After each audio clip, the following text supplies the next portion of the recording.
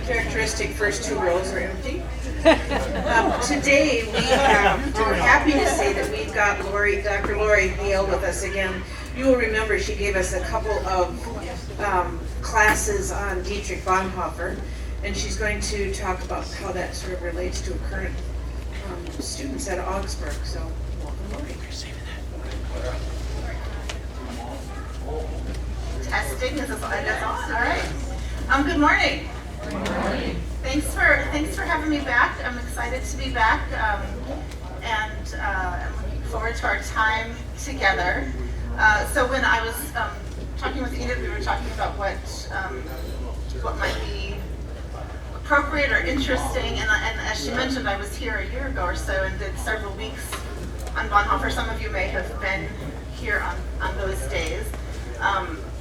So this is not a review of those sessions, although I have one slide. We might just do a quick overview for new folks.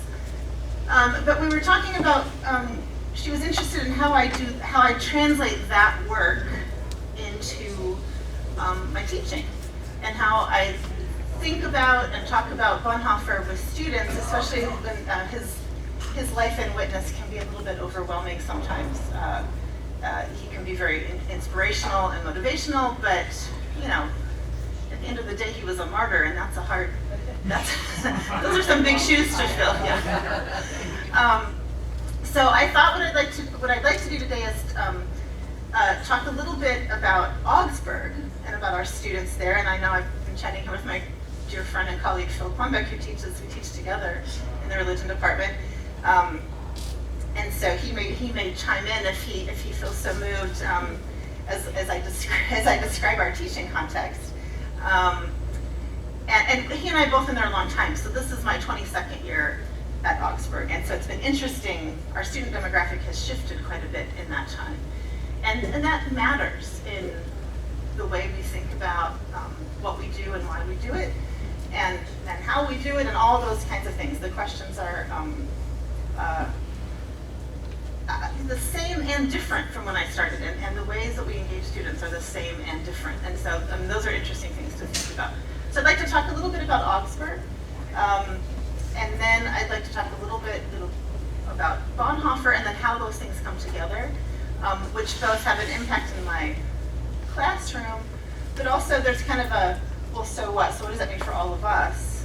And thinking about how that might translate into our own thinking about lessons, maybe lessons from the church, lessons from the Lutheran church, lessons from the Augsburg's work, lessons from Bonhoeffer, which then for me actually has translated into my current research project in ways that I don't think I could have anticipated, and that have certainly been shaped by my work there. So I'll tell you a little bit more about that as we go. So I will start with the Augsburg University mission statement. So we'll start with the context a little bit.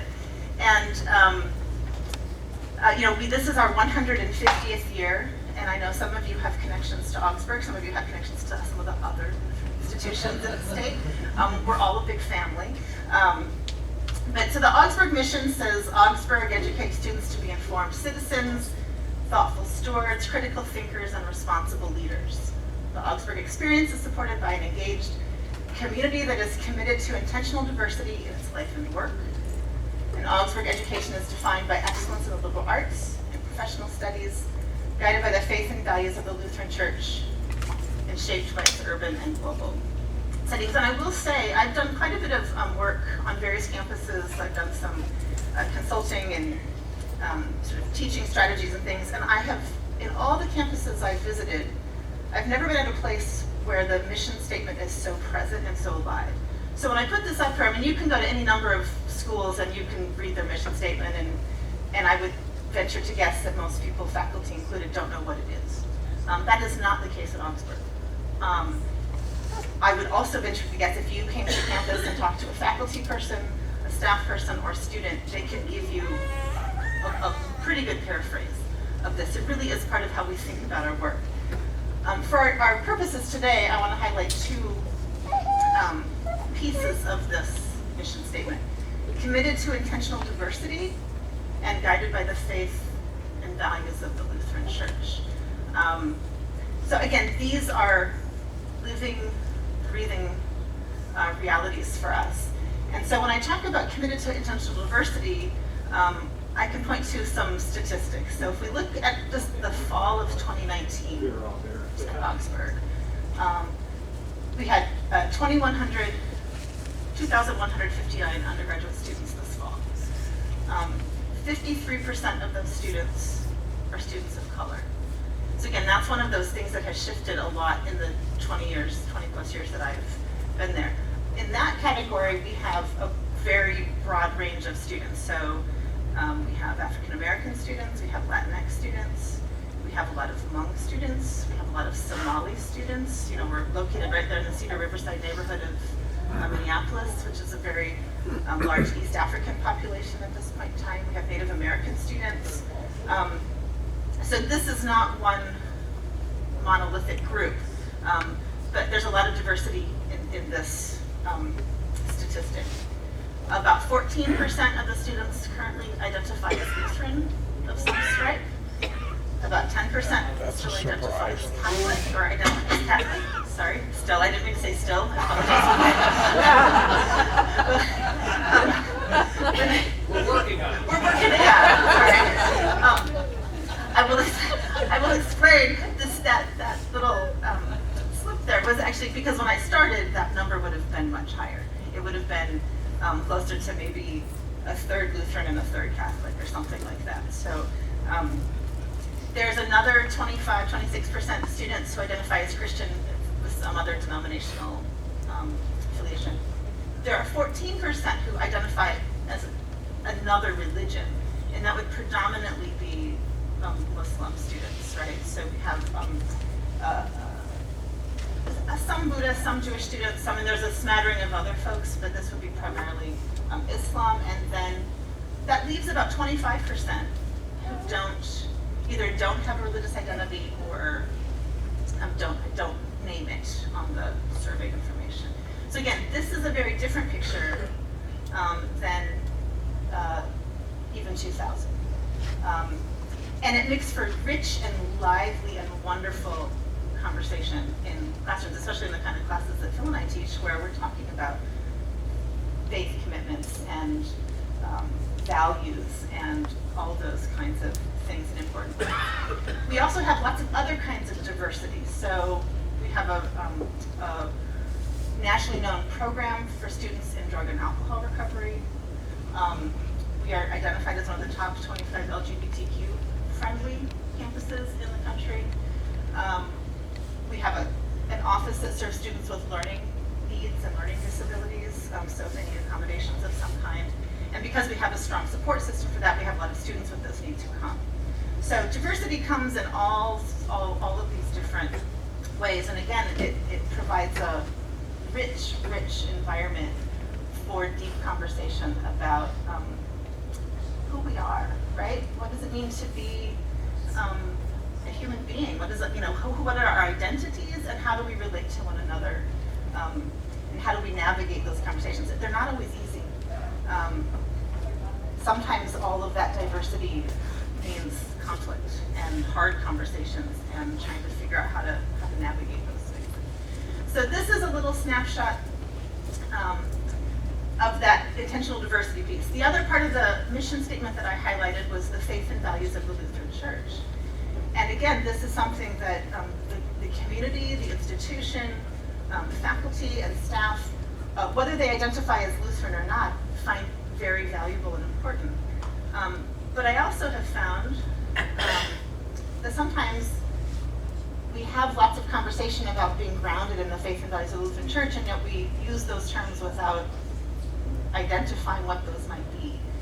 And we've been in the middle the last couple of years of the general education redesign process. And again, talking about how does our general education curriculum reflect our mission? How does it reflect the faith and values of the Lutheran Church? And our department came together and said, we should probably talk about what we mean when we say those things. And so we did a lot of work in the last year as a department to try to name what those are and how they influence the work that I do. Now this could be a whole nother series of conversations. So I'll just show we identified 6. So this was the work of the religion department collectively, and we came up with 6 values that we think are part and parcel of what it means to be a Lutheran institution. And then we wrote some brief descriptions of these. So we talked about epistemological humility. So we don't know everything, right? Epistemology is that field of study that talks about what we know and what we don't know. And this says there are some limits to the things that we can know, but that actually compels us to be curious and to go find out. And that sometimes, certainty can get in the way of honest reflection about how things are. Freedom, again, you're in a Lutheran institution right now. I'm sure you've talked about this, not freedom from, but freedom to serve the neighbor. Very central to Martin Luther's thinking. Again, we could talk about this at one time. Neighbor-centeredness, God's presence in creation, and a strong theology of the cross. I'm not going to take time right now to unpack each of these. I'm going to land on the last one, vocation, because we have also spent a lot of time, not just in the last year, but in the last 15 years, thinking about this idea of vocation and how do we help students explore vocation, and how do they explore it theologically? What does that look like? So in our, I'm going to come back to what we talked about, but I'm going to stop here for a minute and ask you. I'm going to pause. I'm going to do a little interactive thing.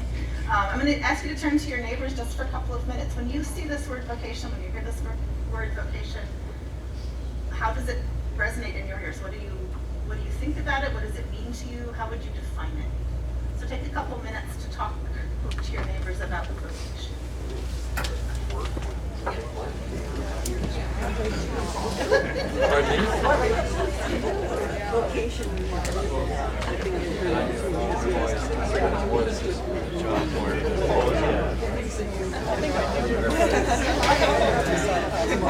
My neighbor is taking care of me. I'm just saying it's working.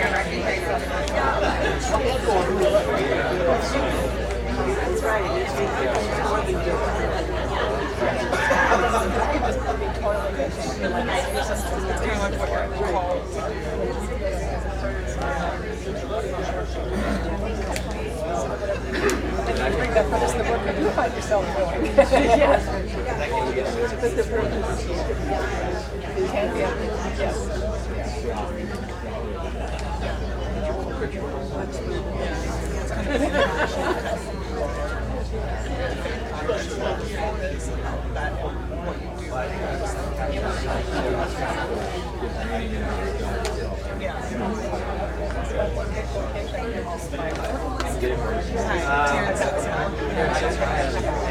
I know you. What is your name? Who's? That name goes back forever. Since I've been here anyway.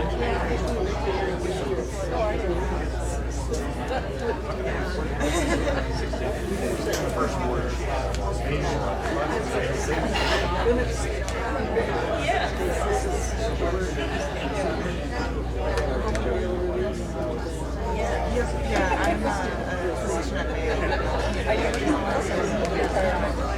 So, yeah.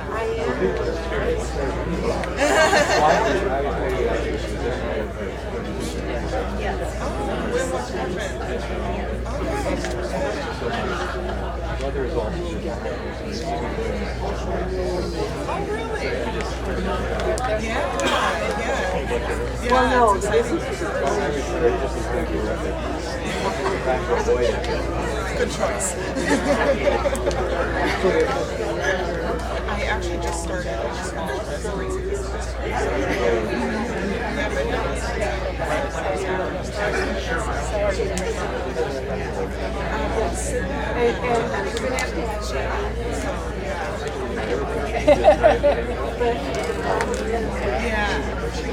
Yeah, you don't have to.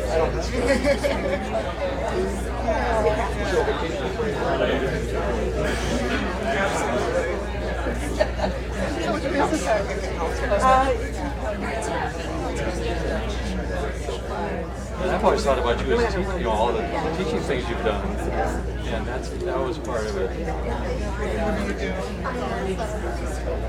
Okay. All of our A lot of years.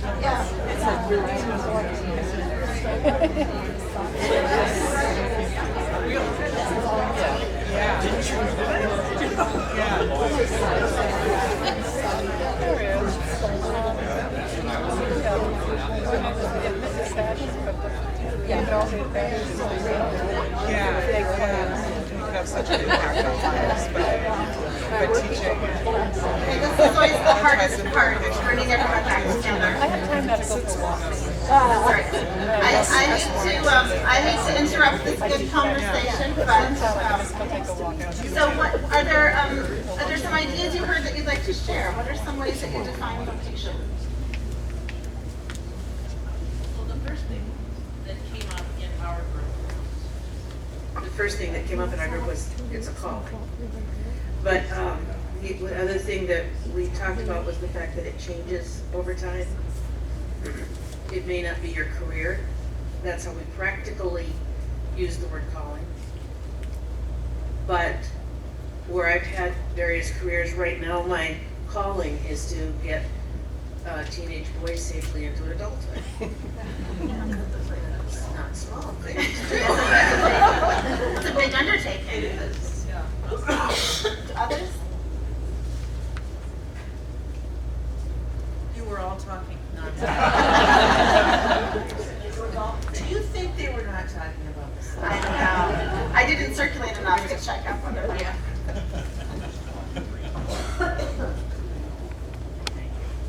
I've always thought of the vocation as how you choose to spend your time and talents.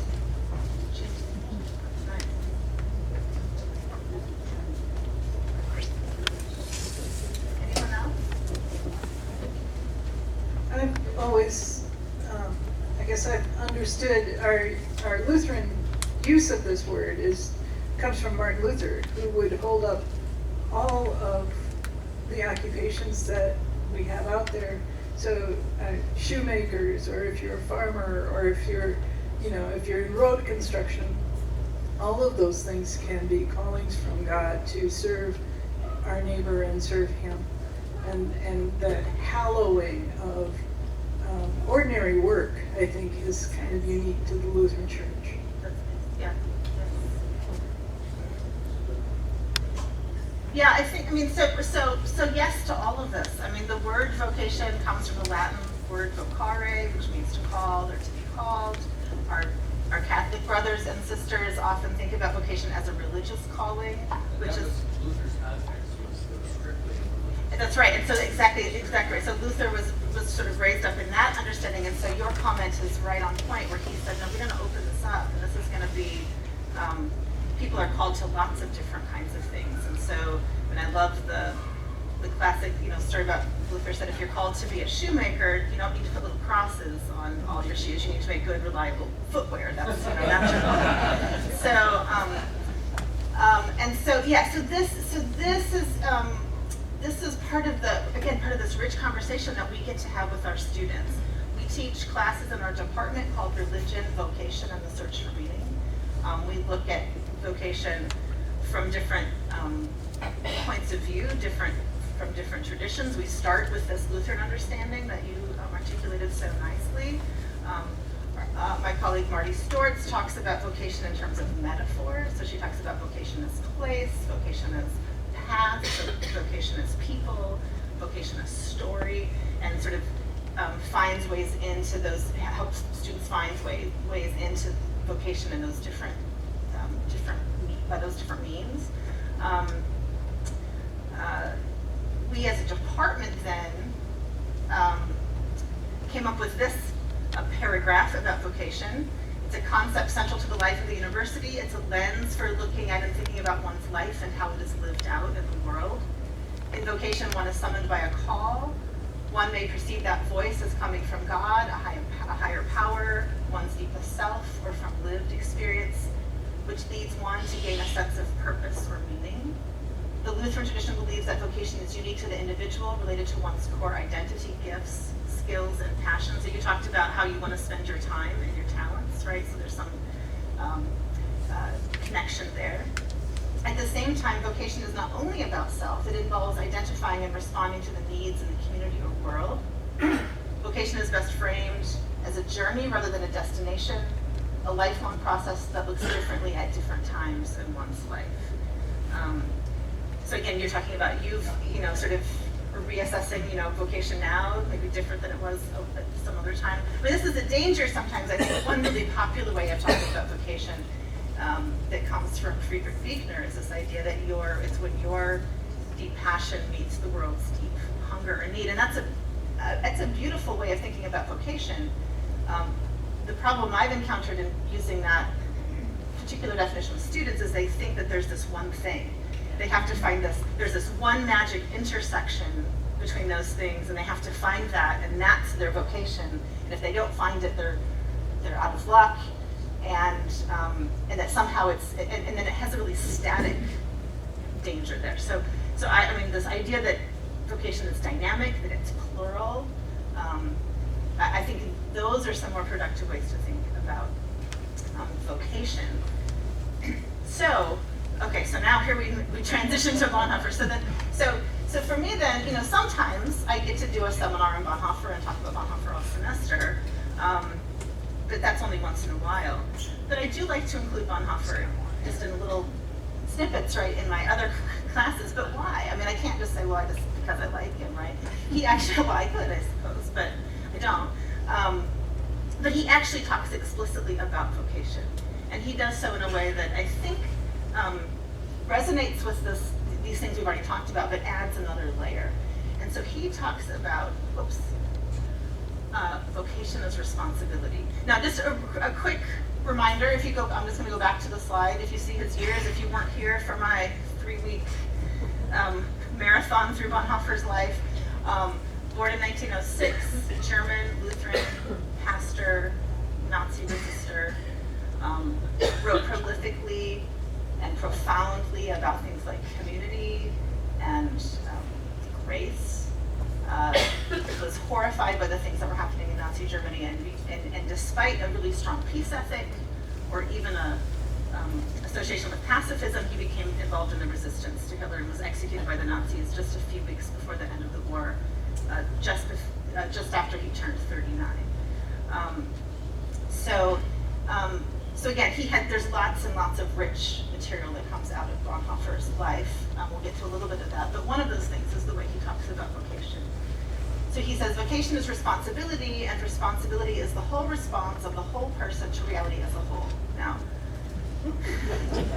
again, little helpful and not helpful all at the same time, right? Who is right? So I like this idea of responsibility, and he has a very, what I like to call a thick concept of responsibility. It's tied to other theological themes in his work. This quote that comes from his ethics can be, again, overwhelming, like, well, what do I do with that? I can't do everything. Part of learning how to discern your vocation is learning how to say yes and how to say no. I don't always have a good job with that second part of the equation, but so this is where we start. But again, students can be completely overwhelmed by this. I can be completely overwhelmed by this. But it helps us think. It's just another lens to think about vocation, not as a certain activity or a certain thing you do, but a way of being in relationship with others, in relationship with the creation, in relationship with God, even.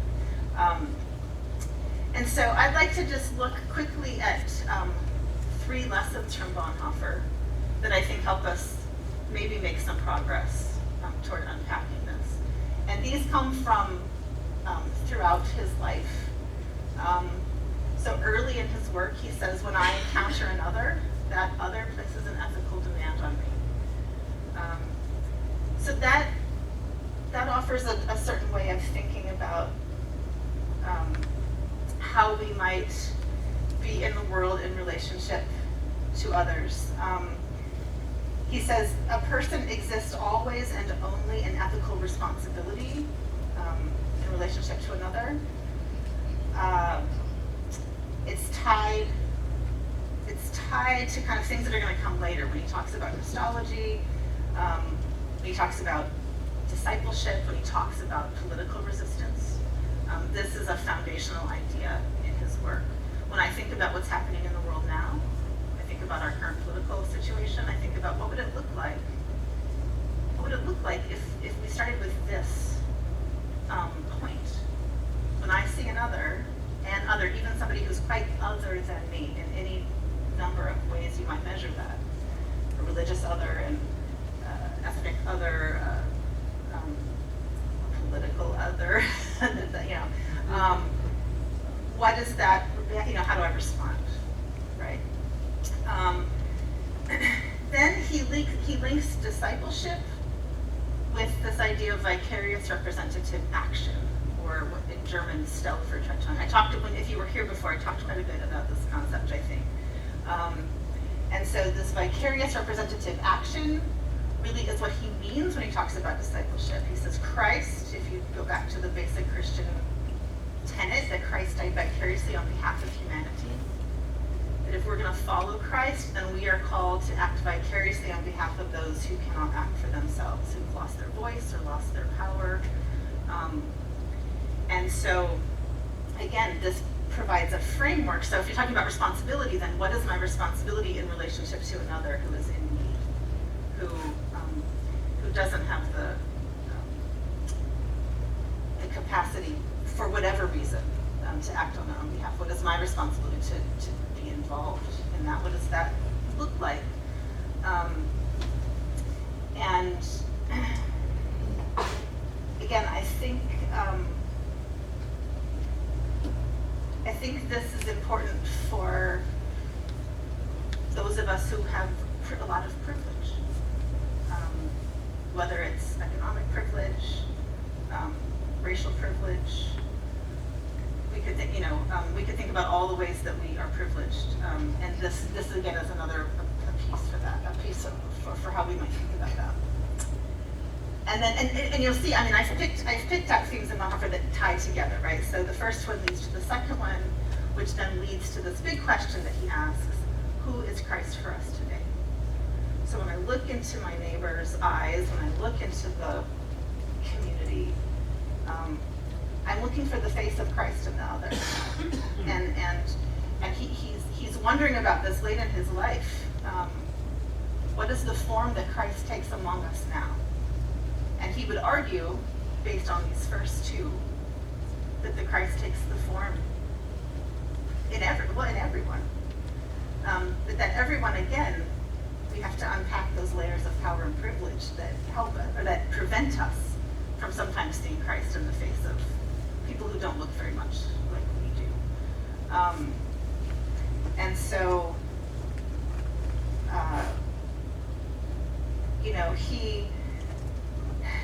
his ethics was one that was grounded in practicality. He said, I'm not trying to create a system of ethics or a set of rules that are going to be good for all times and places. I'm interested in my real neighbor in concrete need who stands right in front of me. And so this is the context where he asks this question: what does it look like for Christ to take form among us here and today? And so when we turn on the news and we see immigrants or refugees, when we see transgender youth, when we see all these folks who again are disempowered and marginalized for any number of reasons, are we seeing the face of Christ in those others? I think that's a question that he would ask us, ask of us to consider. So, with that in mind, my own work has led me to start thinking more, my work at Augsburg, and maybe ironically, my work with Bonhoeffer has led me to think more about interfaith work. Because I think one of the ways that we're going to move forward collectively as communities, as a world, is to be able to talk across faith traditions. And when I say ironically, when I talk about Bonhoeffer is because Bonhoeffer himself was not doing interfaith work. And you can argue that Bonhoeffer was very exclusive in many ways, right? So using Bonhoeffer to make a case for interfaith engagement takes a few steps. And this is actually some work that I've just done recently. This is going to sound like a commercial at this point. I'm just going to apologize that for in advance. So I just we do have some flyers. I was just totally fine. So I don't have enough for everybody. I only have like a dozen of these. But my life partner and co-editor, David Hall, is with me today. And we have a book coming out in April. It's on Bonhoeffer, Theology of Political Resistance. And I can tell you more about this book in a minute. But the work that I did for this, the chapter that I wrote in this book, it's a collected volume. We have folks writing on historical critical work on Bonhoeffer. We have folks looking at how Bonhoeffer relates to the discipline of political theology. We have folks doing constructive work. How do you use Bonhoeffer to think about contemporary issues that Bonhoeffer didn't think about, right? How do you do that responsibly? And then we have some folks doing some applied work. So we actually have 2 Lutheran pastors who have written about how Bonhoeffer has influenced their pastoral work. And we have a friend and scholar, Bonhoeffer scholar, who's also a pastor who was on the front lines, the clergy front lines in Charlottesville, Virginia during the Unite the Right rally, and talked about his work there through his understanding of Bonhoeffer. But the chapter that I wrote in this book is called The Interfaith Imperative, How Bonhoeffer Compels Interfaith Work. And what I say basically is that, first of all, he's really critical of the concept of religion. So you can't make the argument on the way he defines religion, all religions, including Christianity, are problematic. Theologically, his theology is tied inherently to his Christology. And he is exclusive. He makes exclusive claims about what it means to be a Christian. And so that's not the place where you can make a case for interfaith work. But ethically, these 3 lessons that I just put up, he lands very squarely in a place where I think it compels us to be engaged with people from other faith traditions, to work together cooperatively. We don't have to agree on things. You don't even have to have necessarily deep theological conversations and sort out, find some kind of compromise. You just have to say, we are all living together in this place, and it's imperative that we come together and live ethically and peaceably together and figure out what that looks like. So what's interesting then is that I'm going to go back to Augsburg for a minute. Bernhard Christensen was one of our former presidents. Do you know the years he was president? 1938 to 1962. Thank you. Thereabouts. Thereabouts. 1938 to 1962, he was president for a very long time. In the seminary. And the seminary was still there. And I've been thinking about Bernhard Christensen lately. We have an endowed chair called the Bernhard M. Christensen Chair. And we are currently in the middle of searching for a new chair. Former chair Marty Stortz has just retired, and I'm on the search committee for the new person who will come into this chair. And so we've been looking at applications. We're starting interviews this week. I don't know what happened to my record. Maybe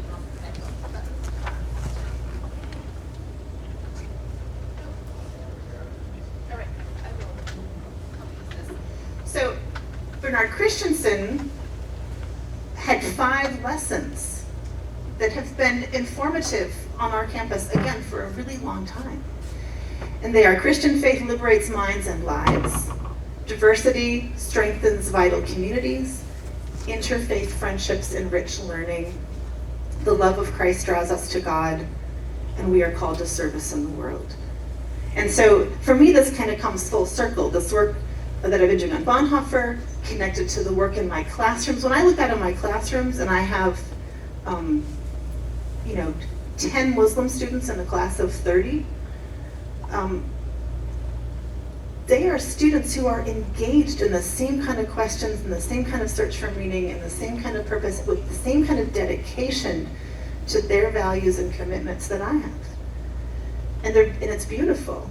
And so all of these things for me have come together, and Augsburg has really shaped my own thinking in ways, again, that I could have never anticipated. And so these lessons have come together for me in beautiful ways. There's also an organization called NECU, which is the Network for ELCA Colleges and Universities. And if you're not familiar, NECU has been doing a lot of work related to interfaith dialogue, interfaith action. And so there's a document that you can find pretty easily online called Rooted and Open. And the opening paragraph says, a Lutheran college or university locates identity in a common institutional calling. Institutions in the network of ELCA colleges and universities share a common calling that is deeply rooted in the Lutheran intellectual tradition and boldly open to insights from other religious and secular traditions. So both rooted and open. One of the things that we talk about a lot in my work, both on the interfaith committee at Augsburg, in our department, and in larger communities, is that we don't do interfaith work, we don't engage, and that includes students who identify as secular or secular humanists. They're part of that. When I talk about interfaith work, it includes those folks as well. We don't do that in spite of being Lutheran. We do that because we are a Lutheran institution.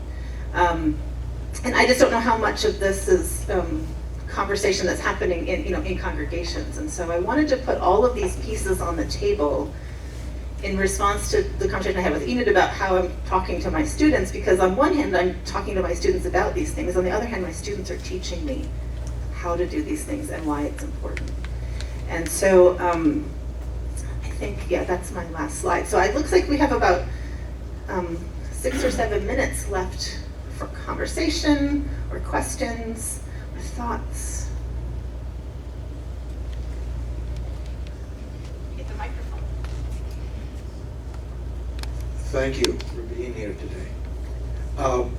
When it comes to vocation, I think also one of the things that is powerfully influencing in my life is that it's, as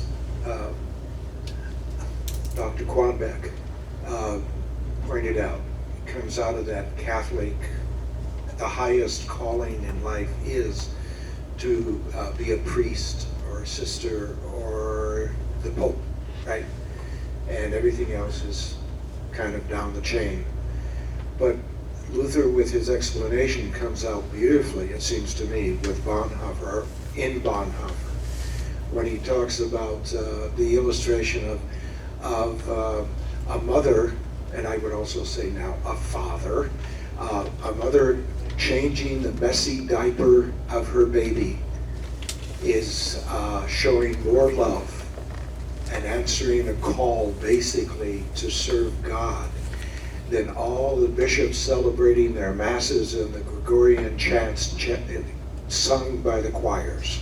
And I love the way that was taken into our role as a mother, a father, a son, a daughter. It's not just a job, it's literally the way of life as servants of Christ. That's all I wanted to say. I think that's nice though. I talk a lot now with my students. I mean, so if you talk about relationships, you talk about Bonhoeffer and responsibility, that those responsibilities then come in all these different, as you said, really ordinary ways, right? That the ordinary becomes sacred in some ways, and it becomes extraordinary for sure. That's right. I mean, it's an awful thing to do, but you're cleansing this. That process is cleansing and renewing to the child. Other comments or questions? Yeah.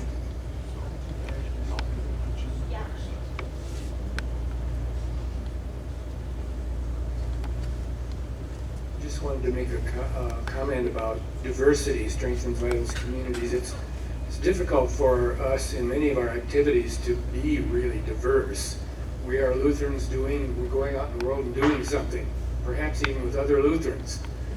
But one thing that we have done here that I really personally appreciate and think needs to be lifted up is the mission group here started an activity called Open Table, It's where they serve meals, a Thursday evening supper to an area of town that is really low income.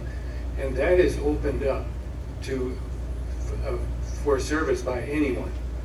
And we have Catholics who come and participate. We have people they don't even have to be religious, but they just want to help out. People of widely varying vocational backgrounds come and help out. So that's one activity where we've been able to do that, to be more diverse in our service to community by simply opening that up. Any other? So how do you speak to the nuns? N-O-N-E-S. The nuns, right? Not the N-U-N-S, but the N-O-N-E-S. And there's more of those folks, whether it's in the communities or in the student population. They claim no religious. I think, at least in my experience, and you might have the same experience in your classrooms, everybody's searching for some kind of meaning or purpose. And so sometimes people identify in that way because they've had a negative experience in a church setting. Sometimes they just haven't had experiences in church settings. And so there's still rich resources in this idea of vocation.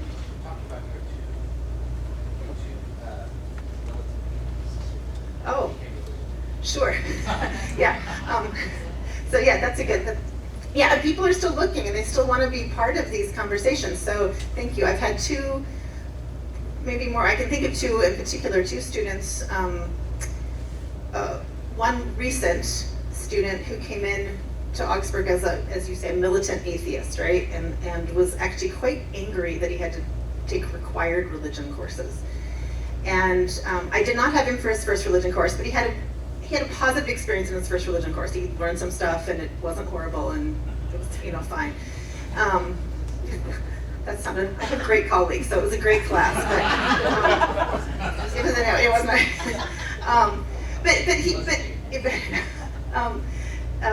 But then he came in. I was teaching the second course, and he came to this course, and again, in our required courses, we introduced Christian thought. We introduced in the first course Judaism and Islam, talk about vocation. In the course that I teach, continue those conversations about Christian theology and vocation, introduce Hinduism and Buddhism. I do a bunch of work on civil rights issues, and then talk about pluralism, interfaith dialogue, and these kind of things. And again, there's no point at which I'm trying to convert anybody to any particular way of thinking about things. But he got really interested. He said, I didn't know we could have these conversations. I didn't know that religious conversation could be open. I didn't know that people could have conversation across all these differences. I hadn't thought about these various differences in ways people make meaning and how interesting that is. And so he ended up becoming a religion major, and stayed and continued to stay committed to his own atheism, right? He didn't change his mind about that, but he wanted to be part of it. The other student was from a number of years ago, and he's actually gone on to be a quite, as he says, a professional atheist.